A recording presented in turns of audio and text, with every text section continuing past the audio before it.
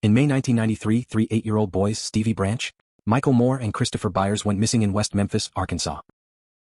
A day later, their bodies were found in a drainage ditch in a wooded area called Robin Hood Hills.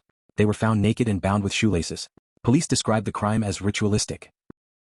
Witnesses reported seeing a bleeding man, described by several people as black, near a restaurant close to the crime scene that evening, but police never followed up on the lead. Investigators soon focused on three local teenagers, Damian Eccles, Jason Baldwin, and Jesse Miskelly. The teens were questioned because they were outsiders in the community, and Eccles' interest in occult topics drew added suspicion. Miskelly, who had an IQ of about 72, was questioned for around 12 hours without a parent or lawyer present. He eventually confessed to the murders, but his statement came after hours of unrecorded interrogation, and contained several factual errors. Police also relied on testimony from Vicki Hutchison, who claimed to have attended a satanic meeting with Eccles.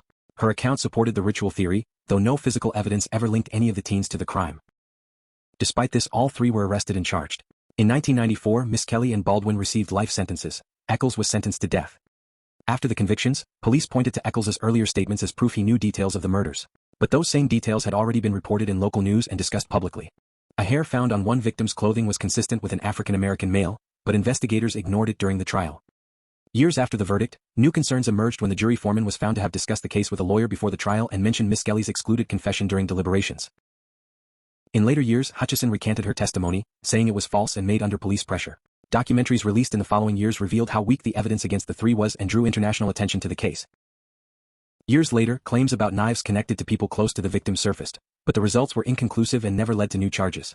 DNA testing showed no link between the three defendants and the crime scene, and several ignored leads raised serious questions about the original investigation.